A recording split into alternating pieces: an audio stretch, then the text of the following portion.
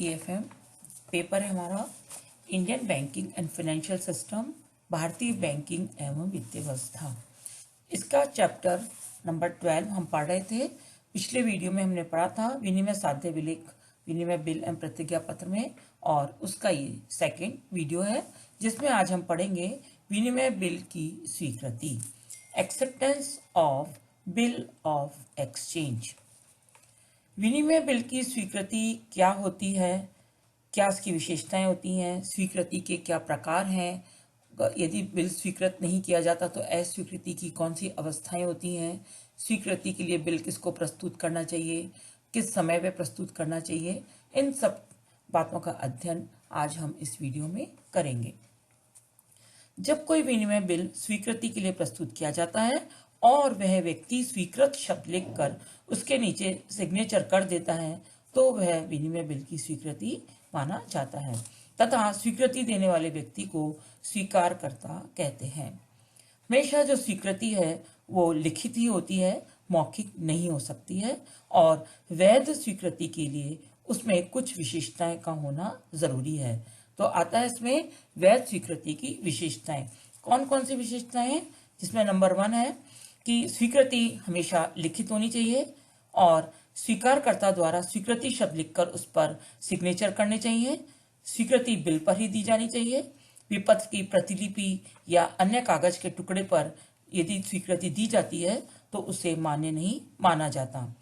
स्वीकृति तिथि के बिना भी हमेशा वैध मानी जाती है और धारक को अपने पूर्व पक्षकारों की अनुमति के बिना मर्यादित स्वीकृति स्वीकार नहीं करनी चाहिए। इसके साथ साथ धारक अथवा उसके प्रतिनिधि को विनिमय बिल यदि सौंप दिया गया हो तो स्वीकारक इस प्रकार दी हुई सूचना को वापस नहीं ले सकता। तो स्वीकृति लिखित होती है, मौखिक नहीं हो सकती, और ये सभी जो विशेषता हैं वो वैध स्वीकृति में होनी चाहिए। अब बात आती है स्वीकृति के प्रकार की, टाइप्स ऑफ एक्सेप्टेंस।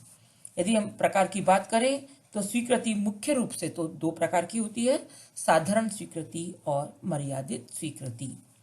साधारण स्वीकृति, इसमें यदि देनदार केवल स्वीकृति शब्द लिखकर या बिना लिखे भी हस्ताक्षर यदि कर देता है तो ऐसी स्वीकृति साधारण स्वीकृति मानी जाती है, जिसके अंतर्गत कोई शर्त नहीं होती। दूसरा है मर्यादित स्वीकृति। मर्यादित स्वीकृति वो स्वीकृति होती है जब स्वीकारकर्ता बिल पर अपनी कुछ शर्त लगाकर स्वीकृति देता है तो वह मर्यादित स्वीकृति कहलाती है। और मर्यादित स्वीकृति भी अनेक प्रकार की हो सकती है, जैसे शर्त पूर्ण स्वीकृति, आंशिक स्वीकृति, इसी प्रकार स्थानीय स्वीकृति, सामयिक स्वीकृति और कुछ देनदार द्वारा स्वीकृति। जब मर्यादित स्वीकृति लिखी जाती है या स्वीकृति के साथ में यदि कुछ शर्तें जोड़ दी जाती हैं तो इसका क्या प्रभाव पड़ता है, तो हम पढ़ेंगे कि मर्यादित स्वीकृति का क्या प्रभाव पड़ता है। मर्यादित स्वीकृति से यदि उसका धारक सहमत हो जाता है तो ऐसा बिल नियमित माना जाएगा, अन्यथा विलेख का अनादर हो गया ऐसा माना जाता है। यदि विलेख का धारक मर्यादित स्वीकृति से संतुष्ट हो जाता है तो धारा 86 के अनुसार उसके प्रति समस्त पूर्ववर्ती पक्षकार अपने दायित्व से मुक्त हो जाते हैं, क्योंकि उनकी शर्त पूर्ण स्वीकृति से सहमति नहीं थी। तो इस प्रकार से जो मर्यादित स्वीकृति का जो प्रभाव होता है। नेक्स्ट आता है इसमें अस्वीकृति की अवस्थाएं, stages of non acceptance. Bill कब अस्वीकृत माना जाता है? जब एक विलेख पर स्वीकृति नहीं दी जाती तो उसे अनादरित विलेख मान लिया जाता है।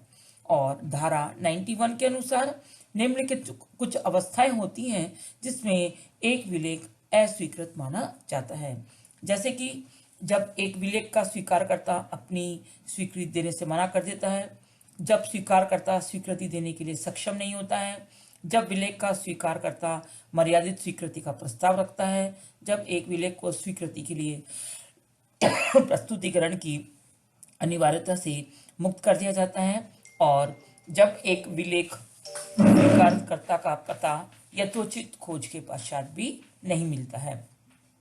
तो कुछ ऐसी परिस्थितियां हैं जिनके अंतर्गत जो विलेख है वो अस्वीकृत माना जाता है।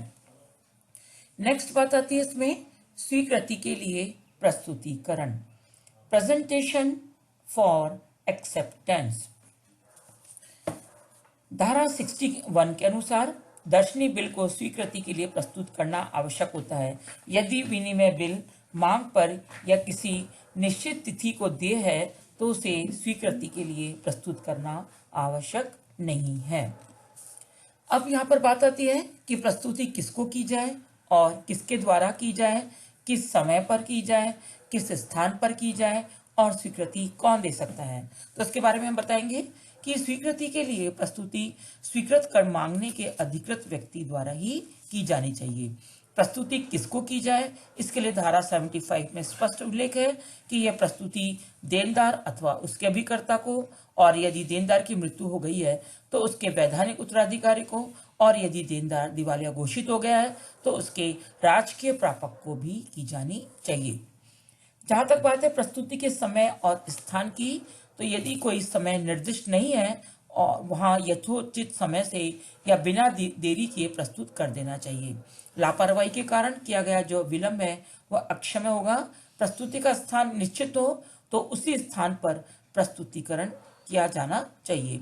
निश्चित स्थान के अभाव में व्यावसायिक कार्यालय या संस्थान अथवा निवास स्थान पर बिल स्वीकृत के लिए प्रस्तुत किया जाना चाहिए। स्वीकृति कौन दे सकता है? Who can accept? सामान्यतः बिल की जो स्वीकृति है यह वही व्यक्ति देता है जिसके नाम से बिल लिखा गया है, किंतु कभी कभी देनदार के अलावा अन्य व्यक्ति भी स्वीकृति दे सकते हैं, जैसे drawee in case of need, acceptor for honour और ऑथोराइज्ड एजेंट, ये भी कभी कभी स्वीकृति बिल की दे सकते हैं। नेक्स्ट बात आती है यथाविधि भुगतान, पेमेंट इन ड्यू कोर्स। यथाविधि भुगतान के बारे में धारा 10 में स्पष्ट रूप से कहा गया है कि विनिमय साध्य विलेखों का जो भुगतान है वो बहुत करना जोखिम भरा होता है। भुगतानकर्ता, बैंकर अथवा विनिमय बिल के स्वीकर्ता द्वारा विनिमय साध्य विलेख का भुगतान सही व्यक्ति को किया जाना चाहिए। गलत भुगतान हो जाने पर ये पक्षकार उत्तरदायी होते हैं। और धारा 10 में यह भी बताया गया है कि यदि यथाविधि भुगतान ऐसा भुगतान होता है जो किसी ऐसे व्यक्ति को जिसके अधिकार में विपत्र है, उस विपत्र के स्पष्ट आशय के अनुसार सद्भाव से तथा बिना असावधानी के ऐसी परिस्थितियों में किया जाए जिससे यह विश्वास करने का कोई युक्ति संगत आधार न रहे कि वह व्यक्ति विपत्र में निर्दिष्ट रकम का भुगतान लेने का अधिकारी नहीं है। यथाविधि भुगतान की भी कुछ विशेषताएं हैं, जैसे कि यह विपत्र का जो भुगतान है उसके पक्षकारों के सही एवं स्पष्ट आशय के अनुसार किया जाना चाहिए। भुगतान नकदी में या समाशोधन गृह के माध्यम से भी किया जा सकता है। इसी के साथ बैंकर को चेक का भुगतान सद्भाव एवं ईमानदारी से करना चाहिए तथा धोखाधड़ी से दूर रहना चाहिए तथा इसी प्रकार भुगतान करते समय लापरवाही भी नहीं करनी चाहिए। भुगतान ऐसी परिस्थितियों में किया जाना चाहिए जिसमें विपक्ष के धारक और इसके भुगतान लेने के अधिकार के बारे में कोई संदेह नहीं हो। तो इस प्रकार से जो यथाविधि धारक को भुगतान करते समय इन सब चीजों का ध्यान रखा जाना चाहिए। अंतिम बात आती है विधि विरुद्ध प्राप्त किए गए विपत्र के बारे में। कभी कभी विनिमय साध्य विलेख विधि विरुद्ध का मतलब क्या है? विधि विरुद्ध तरीके कौन कौन से हो सकते हैं? जैसे कि चोरी से, कपट से, जालसाजी से या अप्राप्त कर प्राप्त किए जाते हैं। तो ऐसे केसेस में भी धारा 58 ने इसके बारे में उल्लेख किया है कि जब एक विनिमय साध्य विलेख खो जाता है, किसी अपराध या धोखे द्वारा प्राप्त किया जाता है या अवैध प्रतिफल के बदले प्राप्त किया जाता है, तो ऐसे विपत्र पर अधिकार रखने वाले व्यक्ति को उस विपत्र पर देय राशि प्राप्त करने का अधिकार नहीं होगा। लेकिन ऐसे विपत्र पर अधिकार रखने वाला व्यक्ति यदि यथाविधि धारक है तो उसे उस विपत्र की राशि को प्राप्त करने का अधिकार होगा। विधि विरुद्ध जो तरीके हैं वो कौन कौन से हो सकते हैं और उसमें क्या क्या अधिकार होंगे? जैसा पहला विधि है इसमें खोए हुए विपत्र, लॉस्ट इंस्ट्रूमेंट्स। यदि कोई विपत्र देय तिथि होने से पहले ही खो जाए और किसी व्यक्ति को पड़ा हुआ मिल जाए तो वह उसका स्वामी नहीं बन जाता, वह उस पर अच्छा अधिकार प्राप्त नहीं कर सकता और उसके लेखक या स्वीकर्ता को उसके भुगतान के लिए बाध्य नहीं कर सकता। लेकिन इस तरह के विपत्र का कोई यथाविधि धारक है तो उसे भुगतान प्राप्त करने का अधिकार है। विनिमय पत्र खो जाने की सूचना हमेशा संबंधित पक्षकारों को उसके धारक के द्वारा ही दी जानी चाहिए। चुराए गए नेक्स्ट इसमें चुराए गए विपत्र, स्टोलन इंस्ट्रूमेंट्स। चुराए गए विपत्र चोर न तो उसका स्वामित्व प्राप्त कर सकता है और न ही संबंधित पक्ष को भुगतान करने के लिए बाध्य कर सकता है। लेकिन यदि चोर किसी विनिमय साधे विलेख को जो वाहक को दिए है किसी ऐसे व्यक्ति को हस्तांतरित करता है जो उसका यथाविधि धारक बन जाता है तो उसे उस विपत्र का अच्छा स्वामित्व भी मिल जाता है। नेक्स्ट स्थिति हो सकती है कि कपट से प्राप्त किए गए विपत्र, ऑब्टेन्ड बाय फ्रॉड। यदि कोई व्यक्ति कपट या जोर जबरदस्ती से कोई विनिमय पत्र प्राप्त करता है तो उसे ऐसे विपत्र पर अच्छा स्वामित्व नहीं मिलता और वह उसके भुगतान के लिए संबंधित पक्षकारों को बाध्य भी नहीं कर सकता। लेकिन इसके हस्तांतरण से कोई उसका यथाविधि धारक बन जाता है तो धारक की स्थिति पर उसका कोई दुष्प्रभाव नहीं पड़ेगा। एक स्थिति हो सकती है विधि विरुद्ध प्रतिफल के बदले में, फॉर अनलॉफुल कंसीडरेशन। यदि किसी विनिमय साध्य विलेख के लिए दिया गया प्रतिफल विधि विरुद्ध या अनैतिक है या सार्वजनिक नीति के विरुद्ध है या किसी कानून के अंतर्गत विशेष रूप से वर्जित किया गया है तो ऐसे विपत्र का अनुबंध प्रभाव शून्य हो जाता है और उसके प्रति किसी भी पक्षकार का कोई भी दायित्व नहीं होता। उदाहरण के लिए यदि कोई चेक अपराध करने का पारिश्रमिक देने के लिए, जुए में हारी हुई रकम को चुकाने के लिए या रिश्वत देने के लिए लिखा गया है तो ऐसे विपत्र विधि के द्वारा प्रभाव शून्य होंगे, लेकिन ऐसे विपत्र पर भी यथाविधि धारक को अच्छा स्वामित्व प्राप्त होगा। एक स्थिति हो सकती है जाली विपत्र, फोर्स्ड इंस्ट्रूमेंट। जाली विपत्र ऐसा विपत्र होता है जिस पर कल्पित अथवा वास्तविक व्यक्ति के हस्ताक्षर किसी अन्य व्यक्ति द्वारा कपटपूर्ण ढंग से किए जाते हैं। ऐसा विपत्र पूर्ण अप्रभावी होता है और इसका धारक भुगतान करने के लिए बाध्य नहीं कर सकता। जाली विपत्र पर किसी भी व्यक्ति को स्वामित्व प्राप्त नहीं होता, चाहे वह व्यक्ति अथवा उसका यथाविधि धारक ही क्यों नहीं हो।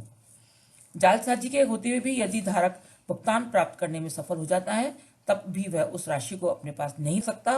विलेख का असली स्वामी अपकृत्य के लिए उस व्यक्ति के विरुद्ध दावा कर सकता है जिसने उसे प्राप्त किया है। यह सिद्धांत प्राकृतिक रूप से सर्वव्यापक है जिसके कारण यथाविधि धारक भी इससे मुक्त नहीं हो सकता।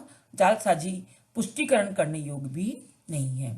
और अंतिम स्थिति हो सकती है अपराध द्वारा प्राप्त किए गए विपत्र, obtained by means of offence. यदि कोई विपत्र अपराध का सहारा लेकर प्राप्त किया गया है तो उसका धारक किसी भी पक्षकार से ऐसे विपत्र की राशि तब तक प्राप्त करने का अधिकारी नहीं है जब तक कि वह व्यक्ति यथाविधि धारक नहीं है। तो इस प्रकार से हमने इस चैप्टर में विनिमय बिल की स्वीकृति के बारे में पढ़ा।